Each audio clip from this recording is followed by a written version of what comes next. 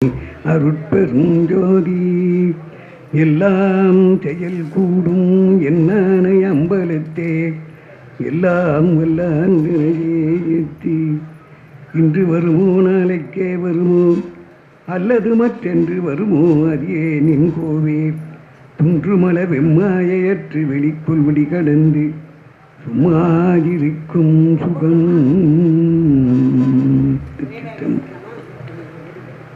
சன்மார்க்க பெரியோர்களே, சிவனேய செல்வர்களே, பெரியோர்களே, தாய்மார்களே, உங்கள் அனைவருக்கும் அடியனுடைய பணிவான வணக்கத்தை தெரிவித்துக் கொள்கிறேன்.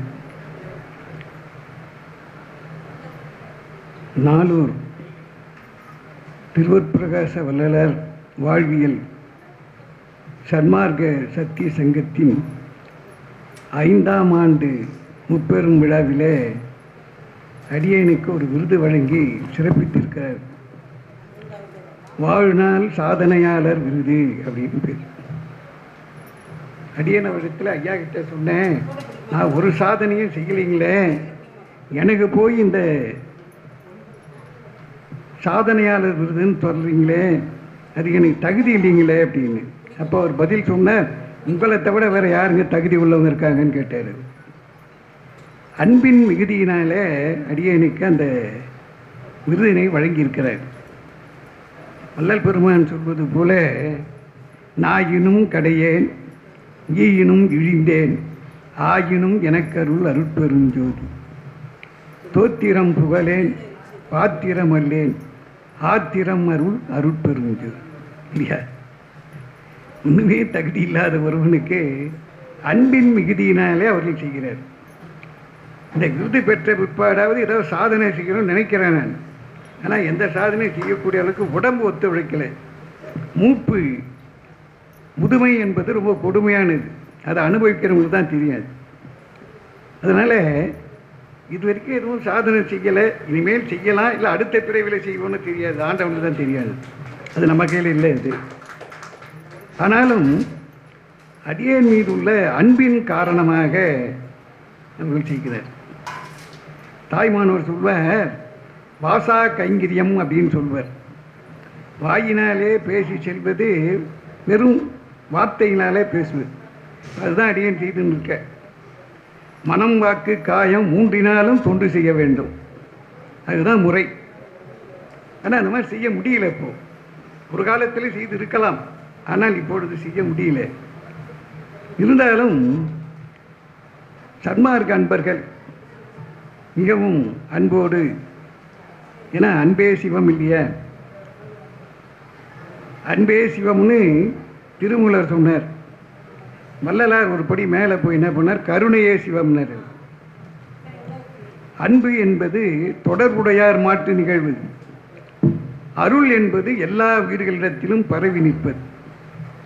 கருணையும் சிவமும் ஒன்றெனக்கானும் காட்சியை பெறுக என்று வள்ளலார் பாடுறார். எங்கே கருணை இயற்கையில் உள்ளன அங்கே விளங்கிய அரும்பெரும் சிவமே. உயிரெல்லாம் புதுவின் உளம்பட நோக்குக செய்யரெல்லாம் விடுகனே செப்பிய சிவமே. யாரே எண்ணினும் இறங்குகின்றார்க்கு சீரே அளிக்கும் சிதம்பர சிவமே. அருமையான வார்த்தைகள். அந்த பகுதிக்கு ஒரு பேர் வச்சாங்க, சிவ ரகசியம்னு பேர் வச்சாங்க. அருட்பெருஞ்சோதி அகவலியிலே சிவ ரகசியம்னு ஒரு பகுதி வருது. ஐயா அழகாக பேசினாங்க, இரக்கத்தை பற்றி சொன்னார். இரக்கம் இல்லாதவர்கள் அரக்கர்கள் இல்லையா? நேற்று அப்பர் பெருமானுடைய குரு பூஜை விழா நடந்தது மயிலாப்பூரி. வேதாத்திரி மகரிஷி ஆசிரமத்திலிருந்து ஒரு இருதய நோய் மருத்துவர் வந்திருந்தார். அவர் சில கருத்துக்களை சொன்னார். என்ன சொன்னார்னா, இருதய நோய் வராமல் இருக்கணும்னா பசித்து சாப்பிடணும், ருசிக்கு சாப்பிடக்கூடாது, கண்ட நேரத்தில் சாப்பிடக்கூடாது. அதே போல பிறருடைய மனம் புண்படும்படி பேசக்கூடாது, இனிமையா பேசணும், கடுகடுன்னு பேசக்கூடாது. இப்படி சில கருத்துக்களை எல்லாம் சொல்லிவிட்டு கடைசியாக ஒரு கருத்து, அது கருத்து என்னன்னா, 100 வருஷம் உங்களுக்கு இதய நோயே வராமல் இருக்கணும்னா அதுக்கு ஒன்றே ஒன்று செய்யணும். என்னன்னா, விட்டு கொடுப்பது அப்படின்னார். விட்டு கொடுக்கின்றவன் கெட்டு போக மாட்டான். ஆனால் நம்ம கிட்ட என்ன இருக்கு? ஈகோயிசம் இருக்கு, ஆணவம் இருக்கு. நாம் என்ன விட்டு கொடுக்க? கணவன் மனைவிக்குள்ளே விட்டு கொடுக்க மாட்டாங்க, தாய் தந்தை விட்டு கொடுக்க மாட்டாங்க, பிள்ளைங்க விட்டு கொடுக்க மாட்டாங்க. இந்த விட்டு கொடுக்காத காரணத்தினாலே பல பிரச்சனைகள் நமக்கு வர்றதுக்கு காரணம், முக்கிய காரணம் அதுதான்.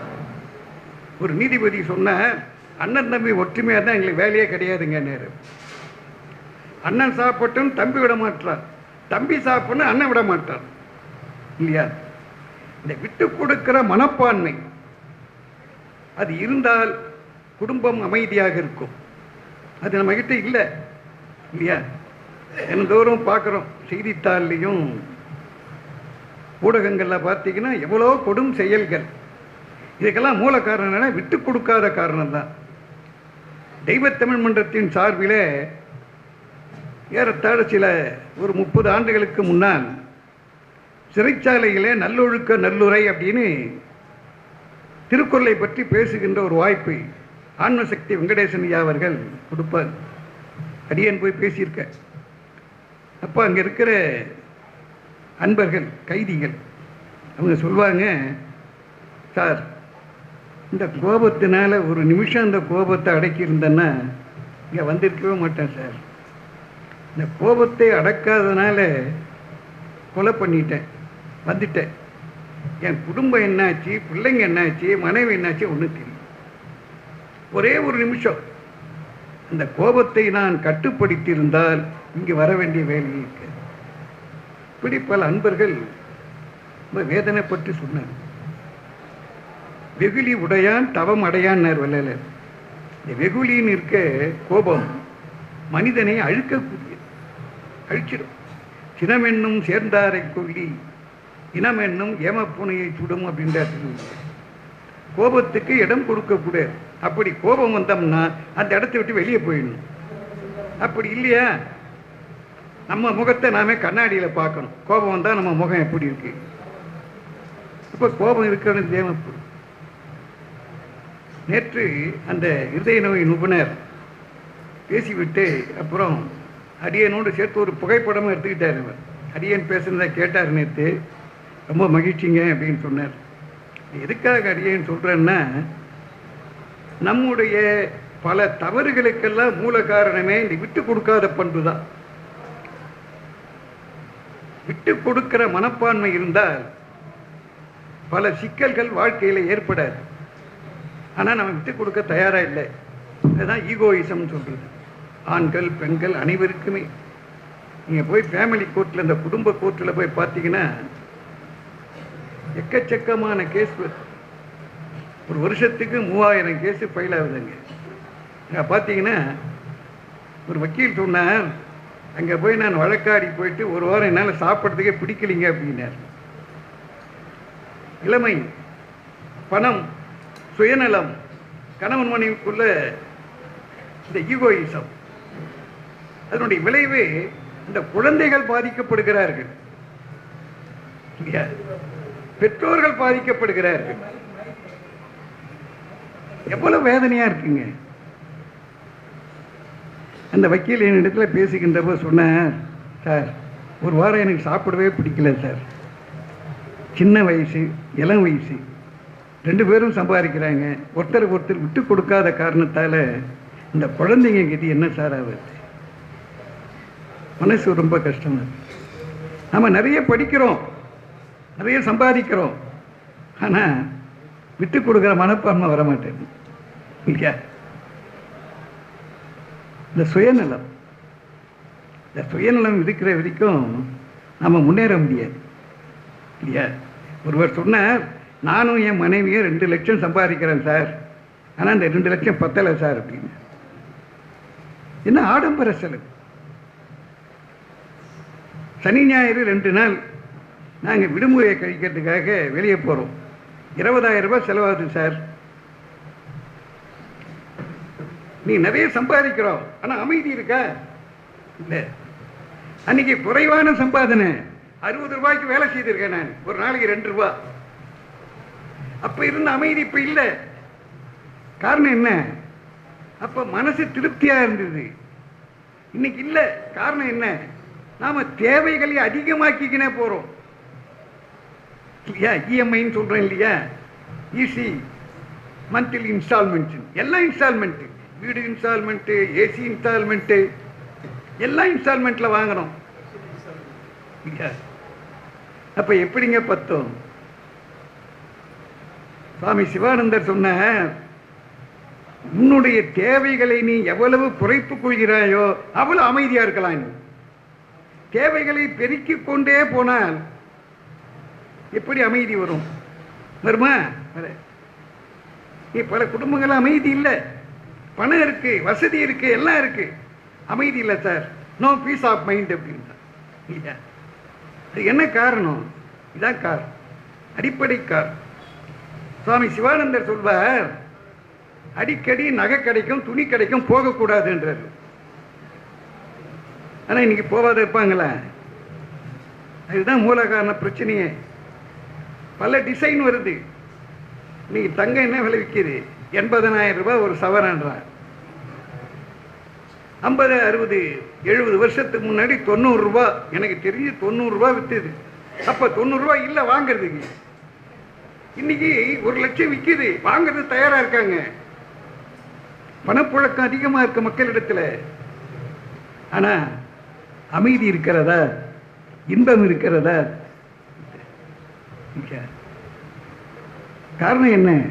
தேவைகளை பெருக்கி கொண்டு பெற்றது கொண்டு பிழையே பெருக்கி சுருக்கும் அன்பின் வெற்றடியேனை விடுதி கண்டாய் என்று மணிவாசகர் நீத்தல் விண்ணப்பத்தில் சொல்றார். நம்முடைய பிழைகளை பெருக்கிறோம், அன்பை பெருக்கல. நாம அன்பை பெருக்கி எனது ஆறுவிரை காக்க வந்த இன்ப பெருக்கே இறையே பராபரம் என்ற தாய்மொழி இல்லையா? அன்பை பெருக்குவதற்கு பதிலாக ஆசையை நாம் பெருக்கி, துன்பத்தை பெருக்கிக் கொண்டிருக்கிறோம், தவறுகளை நாம் பெருக்கிக் கொண்டே இருக்கிறோம். எப்படி அமைதி? அமைதி இல்லை சார். இந்த அமைதிக்காக தான் சார் நான் தண்ணி அடிக்கிறேன்றான். விட்ட தண்ணி அடிச்சா அமைதி வந்துருமா? அமைதி எங்கிருந்து வரும்? திருப்தியான மனம் இருந்தா அமைதி வரும். செல்வம் என்பது சிந்தையின் நிறைவே, அல்கா நல்குறவு அவா எனப்படுமே என்ன குமரகுருபரர் இல்லையா? போதும் சார், ஆண்டவன் கொடுத்தது அப்படின்னு நினைச்சுட்டு அவன் ஆனந்தமா இருப்பான்.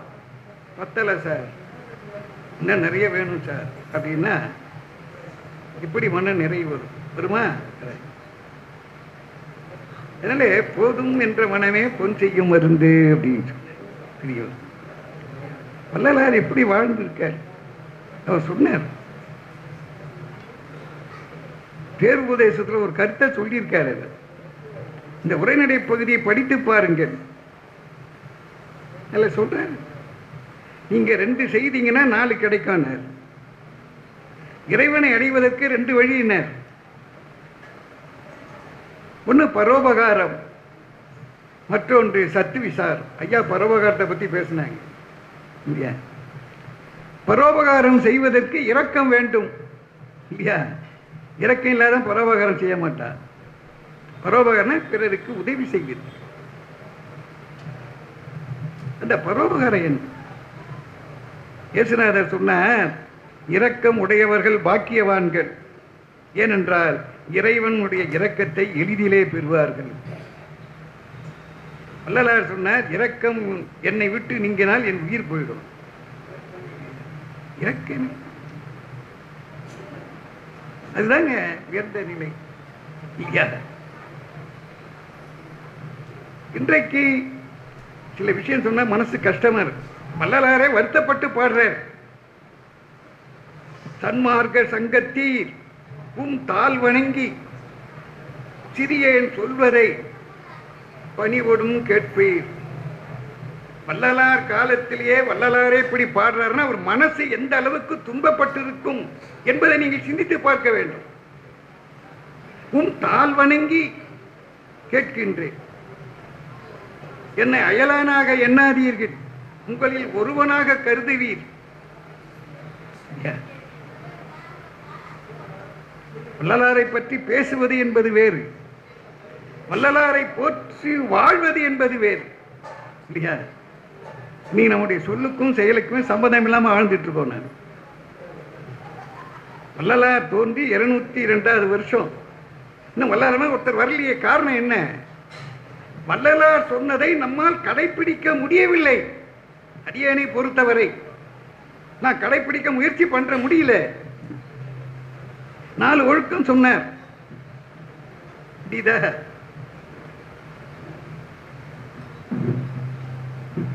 இந்திரிய ஒழுக்கம், கரண ஒழுக்கம், ஜீவ ஒழுக்கம், ஆன்ம ஒழுக்கம்.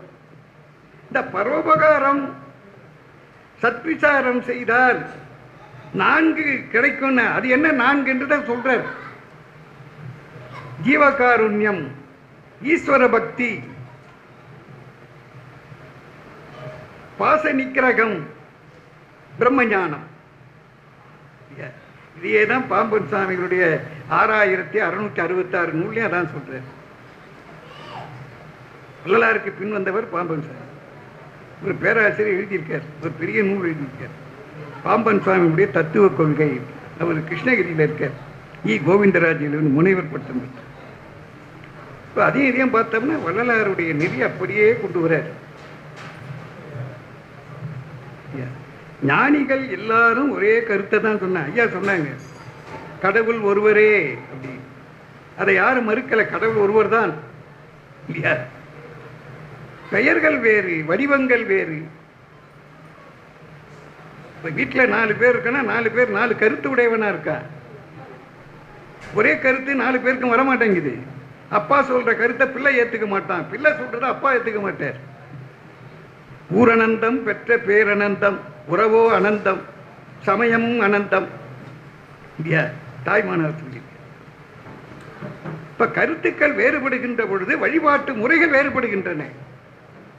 அதுதான் மூல காரணம். ஒரே கருத்து கிடையாது. ஒரே கருத்து வர்றது கஷ்டம். மனிதனுடைய மன இயல் அந்த மாதிரி. ஏன்னா மனம் என்பது சாதாரணமானதல்ல.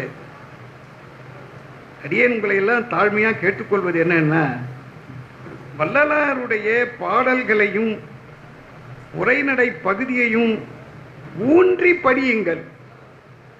வெறுமனே படிப்பது என்பது வேறு. ஐயாவுடைய தந்தையார் சன்மார்க்க பெரியார் மு. பாலசுப்ரமணியா அவர்கள் ஒரு நூல் கொடுத்தாங்க சென்ற மாதம் அடியேனுக்கு. அனுபவ மாலை. ரொம்ப அருமையாக எழுதியிருக்கார். தன்னுடைய அனுபவத்தை என்ன அழகா சொல்றாருங்க அவரு வள்ளலார். படிக்கணும். படிப்பது வேறு, உணர்வது வேறு இல்லையா? நினைந்து நினைந்து உணர்ந்து உணர்ந்து நெகிழ்ந்து நெகிழ்ந்து அன்பே நிறைந்து நிறைந்து ஊற்றெழும் கண்ணீர் அதனால் உடம்பு நனைந்து நனைந்து அருளமுதே நன்னிதியே ஞான நடத்தரசே என்னுரிமை நாயகனே என்று வணைந்து வணைந்து ஏத்துதும் நாம் நாம் ஏத்துதும் வம்மின் உலகியலி மரணமிலா திருவாழில் வாழ்ந்திடலாம் கண்டி புனைந்துரையேன் பொய்ப்புகளேன் சத்தியம் சொல்கின்றேன் கொச்சபையில் சிற்றபையில் புகும் தருணம் இதுவே. இது முதல் பாட்டு. ஞான சரியே இல்லை. 28 பாட்டு அந்தாதி தொடையில பாடியிருக்கார். அதுல இல்லாத விஷயமே கிடையாது. நம்ம தினந்தோறும் பாராயணம் பண்றோம், அது வேற விஷயம் இல்லையா? அதனால வள்ளலாருடைய நெறியிலே நிற்பதற்கு நாம் முயற்சி செய்ய வேண்டும். இந்த முயற்சி இந்த பிறவியிலனா அடுத்த பிறவி அல்லது அடுத்த பிறவி, அது அடுத்த பிறவி. ஒரு பிறவியில அதை பெற முடியாது. பல பிறவிகள் எடுத்துதான் இந்த நிலைக்கு வரணும். இப்ப நம்ம இங்க வந்திருக்கிறோம்னா பல பிறவியும் செய்த புண்ணியம், நம்முடைய பெற்றோர்கள் செய்த தவம். இந்த மீஞ்சூர் பகுதியில் கோடிக்கணக்கான பேர் இருக்காங்க. எல்லாருமே இங்க வராங்க முடியாது. அந்த புண்ணியம் செய்தவர்கள் தான் வர முடியும். சூரியன் தோன்றினால் எல்லா தாமரையும் மலர்றதில்லை. மலர்கின்ற பக்குவத்திலே இருப்பதுதான் மலரும். அப்ப இங்க வந்திருக்கிறவங்க பக்குவம் உள்ள ஆன்மாக்கள், பக்குவம் உள்ளவர்கள் தான் இதை தேடி வருவாங்க. இல்ல பண்ண வரமாட்டாங்க இல்லையா? அப்ப தேடி வருகின்றவர்கள் என்ன அர்த்தம்? பக்குவம் உள்ளவர்கள். அந்த பக்குவம் வருவதற்காகத்தான் இறைவன் நமக்கு பிறவியை தருகிறார். அதுதான் சைவ சித்தாந்தம் சொல்றது. பிறவி ஏன் வருகிறதுன்னா, அடியேன் ஒரு வார்த்தை சொல்றேங்க. திருவான்மியூர்ல 25 வருஷமா தினந்தோறும் சொற்பொழிவு நடக்குது. தோத்திர சாத்திர சிந்தனைகள் 365 நாள் நிகழ்ச்சி நடக்குது. இப்போ 25 வருஷம் 25 வருஷம் 2001 ஜனவரி 1ஆம் தேதி ஆரம்பிச்சது. அடியேன் 25 வருஷம் அங்கே பேசுகிறேன். அன்னைக்கும் 20 பேர், இன்னைக்கும் 20 பேர் தான். கூட்டம் அதிகமாக வரல. காரணம் என்ன? கோயிலுக்கு வராங்க 1000 பேர் 10,000 பேர் வராங்க. கேட்கறதுக்கு வரவங்க 10 பேர் 20 பேர் தான். காரணம் என்ன? பக்குவம். எல்லாராலையும் கேட்க முடியாது. இது பிலாசபி இஸ் ட்ரை சப்ஜெக்ட் அப்படின்னாங்க. பிலாசபி வந்து எல்லாரும் கேட்க முடியாது இல்லையா? அந்த பக்குவம். இங்கெல்லாம் இருக்கிறோம் பக்குவ ஆன்மாக்கள். பக்குவம் இருந்தாலும் இங்கே வந்து இருக்கிறாங்க, இல்லை பண்ண வரமாட்டாங்க. அதனால செய்கின்ற முயற்சி. இப்போ ஐயா போன்றவங்க இந்த வயசில் எவ்வளோ கஷ்டப்படுறாங்க. அவங்க திருவொற்றியூர் சபையில் இங்கே எவ்வளோ பேர் அவர்கள் செய்கின்ற தொண்டு பெரிய தொண்டு. இப்படி பல பெரியவர்கள் தங்களுடைய வயதையும் ஆற்றலையும் பொருட்படுத்தாமல் எவ்வளவு பெரிய செயல் செய்கிறாங்க. அவர்களுக்கெல்லாம் மக்கள் உறுதுணையாக இருக்க வேண்டும் என்று சொல்லி கடைசியாக வள்ளலார் பாடிய இது டாக்டர் வைரா அவர்கள் சொன்ன ஒரு வார்த்தை என்னன்னா, விண்ணப்பம் அப்படின்னு நிறைய உரைநடையிலையும் எழுதியிருக்கார், பாடலும் பாடியிருக்கார். பிள்ளை சிறு விண்ணப்பம், பிள்ளை பெரு விண்ணப்பம். அவர் சொல்ற டாக்டர் வைரா அவர்கள் வள்ளலாரின் சித்தி வளாகம்னு ஒரு நூல் எழுதியிருக்கார். அது 85 வெளியானது. சென்னை பல்கலைக்கழகம் அதை வெளியிட்டது. அதில் எழுதுற இந்த விண்ணப்பங்கள் உரைநடையில் இருக்கிறதையும் பாடலையும் அன்பர்கள் தயவு செய்து படிக்க வேண்டும், படித்து உணர வேண்டும். அப்பொழுதுதான் வள்ளலாரை நாம் புரிந்து கொள்ள முடியும் அப்படின்னு சொல்றார். அதனால பெரியவர்கள் சொன்னதை நாம் செயல்படுத்தணும், நம்மால் முடிந்த அளவு செய்யணும். இன்றைக்கு படிக்கிற வழக்கம் குறைஞ்சிக்கினே வருது. எல்லா செல்ஃபோன்லேயும் டிவிலையும் இருக்கிறாங்க. அதனால் நமக்கு நேரம் பத்தலை. நேரத்தை இதுக்குன்னு ஒதுக்கணும். இப்போ அடியனை பொறுத்த வரைக்கும் படிக்கிறதுன்னு 2 மணி நேரம் ஒதுக்குறேன். நான் தினந்தோறும் படிக்கணும், நிறைய படிக்கணும், சாகிற வரைக்கும் படிக்கணும். திருவள்ளுவர் சொல்கிறார் இல்லையா, சாகிற வரைக்கும் படிக்கணுன்றார். படித்து தான் பட்டம் வாங்கிட்டோன்னா படிக்க முடியல. படிக்கணும். படித்தால்தான் பல விஷயங்களை தெரிந்து கொள்ள முடியும். அதே நேரத்தில் எல்லாம் படிக்க தெரிஞ்சிக்க முடியாது. நிறைய கேட்கணும். வாயை ஒன்றா வச்சார் சுவாமி, காதை மட்டும் 2ஆக வச்சிருக்கார். நிறைய கேட்கணும்.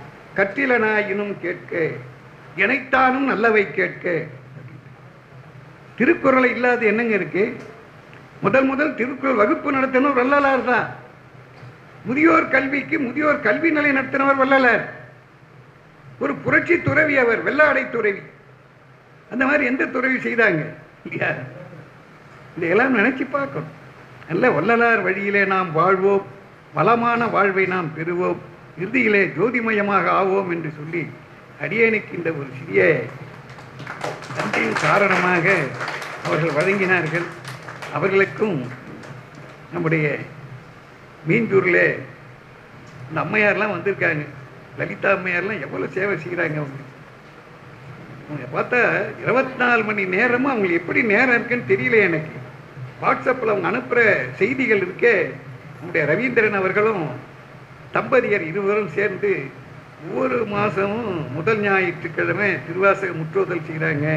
அதோடு இல்லாமல் பல பொது தொண்டுகள், நிறைய பொதுப்பணி செய்கிறாங்க. அவர்களெல்லாம் நீண்ட ஆயுளோடு வாழ எல்லாம் வல்ல இறைவன் அருள் புரிய வேண்டும் என்று சொல்லி இங்கே வங்கு தந்து இருக்கின்ற பெருமக்கள் அனைவருக்கும் அடியேனுடைய நன்றி வணக்கத்தையும் சொல்லி, எல்லாரும் எல்லா நலங்களும் வளங்களும் பெற்று நிர்வழி வாழ எல்லாம் வல்ல வள்ளல் பெருமானுடைய திருவருளும் அருட்பெருஞ்சோதியாக இருக்கின்ற எல்லாம் வல்ல இறைவனுடைய திருவருளும் துணை நிற்க வேண்டும் என்று சொல்லி அனைவருக்கும் நன்றி கூறி விடைபெறுகிறேன். நன்றி, வணக்கம்.